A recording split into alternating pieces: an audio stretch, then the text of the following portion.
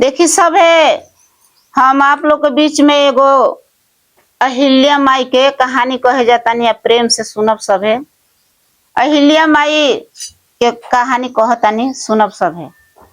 चार यार रहेलो, चार गो संगी रहेलो। अब वो कहता लो कि चारों जना एक दिन चल लो मीटिंग बना के कमाए। जब कमाए चल लो तो जात जात जात कुछ रात भइल, तब चारों जना में मीटिंग ही भइल कि 3 आदमी सूती, 1 आदमी जागी। तो 3 आदमी सुत गईल आ 1 आदमी 2 घंटा के ड्यूटी लागल कि 2 घंटा 1 आदमी पहरा दी और 3 आदमी सूती। तो 2 अब बात अमन सुतलन। 4 जना में 3 जना सुत गइलो। तो पहले ड्यूटी के कर लागल, तो पहले लोहार भाई के ड्यूटी लागल। लोहार भाई के ड्यूटी लागल तो अभी सोचना कि उंघाई लगते नहीं खे, 4 जना सुतले बालो रह हम अपन काला तले करी। तो 3.5 हाथ के लकड़ी कटलन, काट के खूब सुंदर खूब खूबसूरत एगो मूर्ति लकड़िया के बना दिहले। बनवले तब सोचल अब उनकर ड्यूटी 2 घंटा में खत्म हो गई। तब उनकर से अब ई सुत गइलन। तब मियाँ भाई के ड्यूटी लागल। तब मियाँ भाई के ड्यूटी लागल तो कहलन कि अरे ई के इतना सुंदर मेहरारू बना के ठाड़ा कर देला। वो मेहरारू भी तो लंगटे लिंगे कह जा देखत न तो लिंगे। तब मियाँ भाई सोचलन कि लंगे बिया रह के कपड़ा पहना दी, हम कपड़ा पहना दिहलन ओकरा के। तब उनको ड्यूटी 2 घंटा खत्म हो गई। तो जब इनकर ड्यूटी 1 जना के ड्यूटी आइल, 1 जना के ड्यूटी आइल तो कहतन कि सोनार भाई के, तो कहतन कि भाई ई कहाँ से मेहरारू के ठाड़ा हो गइल बिया जा हमने के हैं। तो जातन तो हाथावा से ठोकलन। तो तो लकड़ी तो कहतन मार तो रही लकड़ी है। तब सोचलन कि जाए तो एकरा के गहना गुड़िया पूरा माने गहना गुड़िया से ओकरा के पहना के सोनार भाई तोप दिहलन पहना ओना के। तो कहतन कि ए भाई जब उनको ड्यूटी खत्म हो गई 2 घंटा के, तब उनकर राजा साहब के पहरा जब आयल ड्यूटी देवे के, तो कहलन कि अरे इतना सुंदर मेहरारू कहाँ से आके जे ठाड़ा बिया। तो जाके इहो टोतन तो उतर लकड़ी। तो कहतन बड़ा गहना गुड़िया कपाड़ तो पहन लेबे, अभी का करी। तो वो राजा साहेब के हाथ में चनाई मृत रहे। सोचल कि रहो हमारा हाथ में बटले बा, एक देहिया पर लकड़िया पर डाल दी मुहा में। तो अपनी चीर के अंगुरिया डाल दलन। तो वो लड़की हो गई, घूमे लागल। एंगा करत करत करत चारों जना के सबेर भइल, नींद टूटल। तो कहतन कि तो हमार मेहरारू। लोहार भाई कहलन कि हमार मेहरारू। मियाँ भाई कहलन हमार मेहरारू। सोनार भाई कहलन तो हमार मेहरारू। आ राजा साहब कहतन कि हमार मेहरारू। ऐसे ही में चारों जानल में खूब झगड़ा झुगड़ी कुल होखे लागल। तब तक ले गुरु बहिना लो वही रास्ता से शंकर जी पार्वती जी जात रहे लो। तो कहलो पार्वती जी कहली कि ऐसन बना कि चली ना हो जंगला में बड़ा झगड़ा होता, तनी सुनल जाओ कि केकरा संग झगड़ा होता। तो कहल राजा शंकर भगवान की ऐसन बा कि तू लपटा चले लो, चलो हे रास्ता से आता ना हम चल के झगड़ा देखी कहे इतना जुझार झगड़ा होता। तो जाता लो तो 3 जना 4 जना मिल के झगड़ा खूब करता लो, हमार मेहरारू तो हमार मेहरारू। कहलन शंकर भगवान जी की बताई सभे काथू खती कुल झगड़ा होता। तो कहलन टाइट होके पहले ही लोहार भाई कहलन कि देखी लकड़ी 3.5 हाथ हम कटनी है, गरनी है, गर योर के तैयार कैनी है। तो हमार न मेहरारू भैली।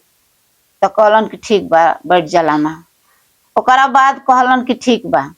तब कहलन कि मियाँ भाई के पारी आयल। तो कहलन कि अच्छा तू का कैले बड़ा। तो हाँ उलंगटे रही तो हम कपड़ा पहना देनी है उनके। तो कहलन कि तू बैठ जा। तो सोनार भाई के पारी आयल। तो कहतन कि हाँ हम कहा ना हो न पहने वाले बन, तो ये बताई कि हमार मेहरारू न भैली। तो कहलन कि तू बैठ जला मा। राजा साहब के ड्यूटी आयल। तो कहलन कि तू का कैले बड़ा। आ तो हम अंगुरी चीर के इन करके प्राण डल बानी, तो हमार न मेहरारू भैली। तो कहलन कि तू बैठ जा। ऐसे ही चारों जना लोग के बैठा देलन भगवान शंकर जी। बैठा के कहलन ऐसन बा आ कि तू बैठ जा, तो हम फर फैसला तो हम लोग कर देता नहीं। तो कहलन भगवान कि लोहार भाई के कहलन कि ऐसन बा कि तू गौर ही दिहल आ गौर के तैयार कर दिहल, तो तू तो भगवान हो गइल। तो तोहार मेहरारू ना भैली। तो कहलन कि उ बैठ गलन। तो कहलन कि जब मियाँ के से पूछाइल तो कहलन कि तू तो कपाड़ ला तो पहना दिहल, तो इनकर काम क्रिया कुल क देले बा, तोहरो ना भैली। सोनार भाई से कहलन कि देख तू सोना चांदी पहना देले बड़, तो तू कन्या दान दे दिहल, तोहरो मेहरारू ना भैली। राजा साहब के भइल। तब राजा साहब टाइट भलन कि चलो हम तो प्राण डालले बानी। तब राजा साहब के कहलन कि देख तू प्राण डाल दिहल तो तू माई बाबू हो गइल, तोहरो मेहरारू ना भइली। अब चारों जना अपन सटक लगा के पटा गइलो। पटा गइलो तब का कहता लो कि अब शंकर जी कहलन कि ऐसन बा कि लड़किया के ले चली जाओ, तभी केकरा हिले लागे। लड़किया के शंकर जी या पार्वती जी लेके चल गइलो अपन जाके बैठ गइलो। तो कहली पार्वती माता की ए जी सुनता नहीं तो का हो, तो बुच्चे सियान हो गई बर और खोज के कहीं बियाह शादी कर दिहल जा। तो का करतनी कि बियाह शादी करे के कहता ना, तो शंकर जी बोलते नहीं खन। तो ऐसे ही दोनों जना में झगड़ा होखे लागल कि लड़की सियान हो गल बियाह नहीं करे के करब। तो एक दिन के बात भल कि शंकर जी चल गलन एक और बर खोजे, आ पार्वती जी एक जगह चल गई बर खोजे। तब पार्वती जी शंकर भगवान खोज अलन गौतम ऋषि के, आ पार्वती जी खोज अली इंद्र जी के। तब दोनों जना के अपन अपन आपस के बात बतावत नहीं खेलवा के अपन बियाह शादी के तैयारी में लगल बालो। केहू के केहू नहीं के कहत कि आज हम जब शादी तय कैले बानी, हम ओजा कैले बानी। दोनों आदमी आप से आप तैयारी कर रहल बा, आप से आप भोजन बनवा रहल बा। अब भैया लो आ गइल दूठा गो से बारात। दूठा गो से बारात आयल तब मैं देवता देवी कहल लो कि अब तो झगड़ा में झगड़ा लाग गइल। अब तो पार्वती जी के दूल्हा खोजियल बड़ी, शंकर जी दूल्हा खोजे लोग के तो मोती के थाहे नहीं के। एगो कन्या बिया दूगो दूल्हा अगल, अब कैसे ओकर बियाह हुई। तो पार्वती जी कहली नहीं, तबो भी बोला चली ओलो में नहीं हो। तो गांव नगर कहल देता मुनि कहल कि ऐसा बा कि फैसला हुई, दूगो कियारी बनावा जा, दूगो कियारी बनाओ, आ जे कियारी के भर दी ओकरे से लड़की के शादी हो जाई। पानी से जे कियारी भर दी ओकरे से शादी हो जाई। तो एगो बहिना लो जे बरियार के आजो पहरावाया तहियो पहरा रहे। तो अपन का करता न कि अब तो सब सोचल कि इंद्र जी बरसावे न तो बरखा हो जाई। तो गौतम ऋषि को कम भक्त ना रहन, अपन गंगा जी से हाथ जोड़ के प्रार्थना कलन कि हे गंगा माई हमारी जो तोरे हाथे में बा। तब लगलन इंद्र भगवान बरखा बरछावे कि कब कियारी भरी कि उनकर से शादी हमार होई। अब बात महिमा हो गई, बस मुंह से बिल क दिहलस उनका कियारी में। आ गौतम ऋषि के पानी कियारी में आके इंद्र भगवान के कियारी से निकल के गौतम ऋषि के कियारी भर गई, आया पनु भर गई। तो गौतम ऋषि से अहिल्या के बियाह भइल। बियाह भइल तब तो इंद्र जी चल गलन लौट के आपस बरात लेके, आ अपन बियाह शादी भइल। तो एक दिन इंद्र जी में अहिल्या में बातचीत चल रहे। तो कहलन कि तहरा खातिर तो हम बारात लेके गरनी, हमारा से बियाह ना भइल, कि तारा से हम मिलल चाहतनी। तो अहिल्या कहली कि ठीक बा समय बताई। बस एक दिन समय दिहली तो अपन इंद्र जी आवे लगलन मिले खातिर। तो कहलन कि अरे भाई तो उ मिलब कैसे तारा से हम। तो चंद्रमा जी सब कर देखेलन।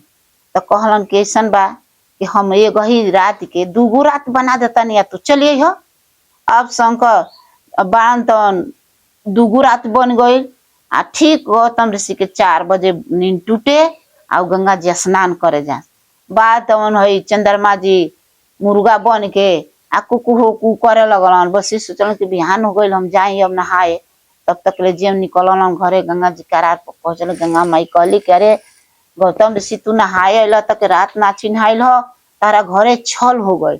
आ तब तक ले उतने में इंद्र जी जाके गौतम ऋषि महाराज से छल कर दिहलन। छल कैलन तो लड़किया तो देख ले रहे, आई अभी उतरत नहीं खन खपड़ा पर से, वही पर से कुकू हो कू कैले बना।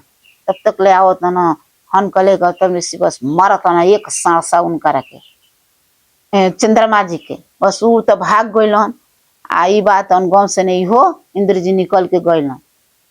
निकल गलन तो कहलन ए बेटी के हुआ ही रहा आ तो ना हो बाबूजी आए हाँ से उनका माई कहली कि हम बताई बाबूजी से आ तो का बतेबी न बतै आ तो ना ही बताई से हम ई कुल मैं बात बताई तो कहली कि ठीक है बा तब तक ले वही मैं आ गलन बता देली के बाबूजी हाँ के हुआ ही रहल घरे आई रहल घर में ढुक रहल बस कहली कि जा हमार पाप ना छिपौलू हन बेटी तो जा तार बिना मर्दे के भूखा उठी आ उनकर पति जी कहलन कि तोहरा अपन पति दूसर पति ना से चिन्हाइल ह अरे पत्थर ना काहे नहीं खू हो जात ए भैया वही जैसे अहिल्या माई पत्थर हो गईली आ वो जैसे उनकर बेटी जंगल गईली तो विष्णु भगवान एक कुल मिल मिल के उनकर जौन श्राप माई के रहे तन जाके जंगल में पूरा कर लो तो ये हनुमान जी के भैलन हमार वीडियो देखी सबे लाइक करी भी सब्सक्राइब करी शेयर भी करें।